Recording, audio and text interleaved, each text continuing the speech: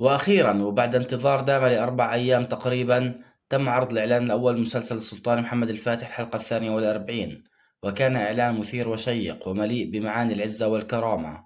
فبعد أن شاهدنا في نهاية الحلقة السابقة طلائع جيش العثمانيين تنجح في تسلل إلى داخل أسوار القسطنطينية ورفع علم العثمانيين على أسوارها، شاهدنا في الإعلان باقي القوات تدخل بالآلاف وتنجح في هزيمة الصليبيين الذين وقعوا بين قتيل وجريح وأسير.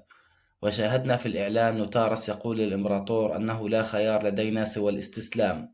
وتاريخيا فإن الإمبراطور قسطنطين وبعد فشله في صد الهجوم العثماني قام بالهرب إلى اليونان ومن ثم إلى أوروبا.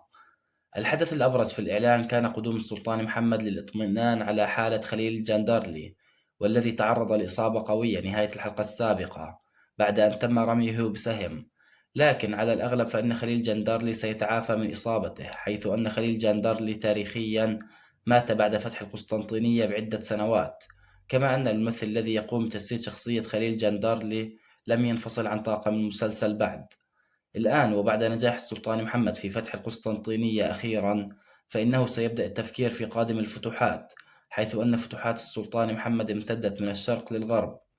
مشهد اعتلاء السلطان لعرش الإمبراطور كان مشهد رائع للغاية، لكن مشهد انحناء حاشية السلطان له هذا شيء خاطئ وغير جائز شرعا. في النهاية شكرا لكم على حسن المتابعة، رجاء الاشتراك في القناة والإعجاب بالفيديو. السلام عليكم ورحمة الله وبركاته.